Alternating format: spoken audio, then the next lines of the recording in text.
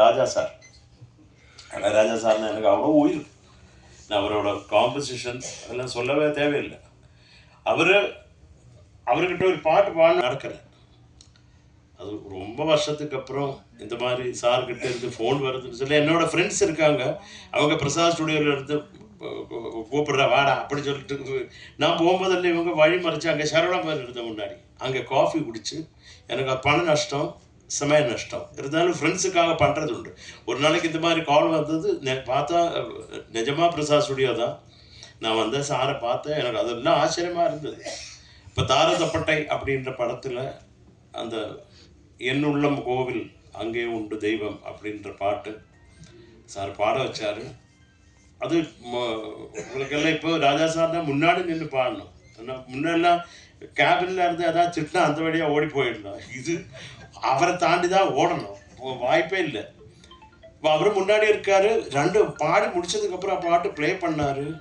ரெண்டாவது பாட்டு ப்ளே பண்ணாங்க. இப்போ வந்து அந்த டைமில் பாலா சாரோட பாடுறது அவங்க எல்லாம் இருந்தாங்க. நான் இப்படி இவர் திட்டுனா பரவாயில்ல. ஏன்னா ராஜா சார்கிட்ட இருந்து திட்டு வாங்குறதுக்கும் ஒரு கொடுப்பினை வேணும் அப்படின்னு நினைக்கிற ஆளுனா அவரே பக்கத்தில் வந்து என்ன இப்படி கன்னத்தை பிடிச்சிக்கிட்டு நீ இது வரைக்கும் எங்கே இருந்த அப்படின்னு கேட்டேன். அவ்வளோதான் எனக்கு ஞாபகம்.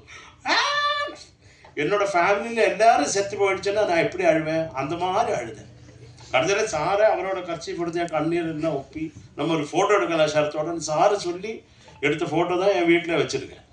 அடுத்த நாளைக்கு சார் அவரே ஃபோன் பண்ணி நேற்றெல்லாம் ஓன் பாட்டே இருந்தது ஷரத் என்னோட மண்டையில் அப்படி இசைக்கு வந்து பைசாவால் வாங்க முடியாது தெரிந்தானே அப்படி அந்த தெரிஞ்சது சார். ஆனால் நீங்கள் காசு தராதிங்க. இந்த ஒரு நான் என்னோட இந்த ஜென்மங்களோட புண்ணியமாக நினைக்கிறேன். நீ உங்கள் காம்போசிஷன் பாட முடிஞ்சது அப்படி இல்லை. அதுக்கு இல்லை, இளையராஜா மனசார பண்ணால் நீ வாங்கிப்பேன்ல அப்படி. நான் சொன்னேன் காசு தராதிங்க சார், நீங்கள் என்ன வேணும் உங்களோட அடி கொடுத்தா கூட பரவாயில்ல வாங்கிக்கிறேன், கையை காட்டு அப்படின்னா கை நீட்டி எனக்கு ஒரு நவரத்தின மோதிரம் போட்டு விட்டார் அவர். அதுக்கு மேலே ஒன்றும் எனக்கு ஆஸ்கார் வேண்டாம் சாமி. அதுதான் எனக்கு வேற ஒன்றும் இல்லை. ஏன்னா சித்ராமா கூட கிட்டத்தட்ட 1300 பாடல்கள் பாடி இருக்கு. அந்த அம்மாவுக்கு ராஜா சார் ஒரு பழம் கூட வாங்கி கொடுத்தது கிடையாது. அந்த வருத்தம் இருக்கு. என்னோட மோதிரத்தை பிடிச்சி அழுதுட்டாங்க சித்ராமா. அப்போ கடைசியில் கேட்ட ஒரு பழம் கூட வாங்கலை என்ற வருத்தத்தில் தானே அம்மா அழுறீங்க. அது இல்லை சொல்கிறேன். அவர் அப்படி பண்ணுறவர் கிடையாது.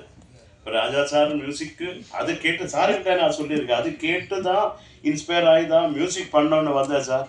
அது உங்கள் மியூசிக் கேட்டு தான் ஐயோ பண்ணக்கூடாதுன்னு தோணுது அப்படின்னு.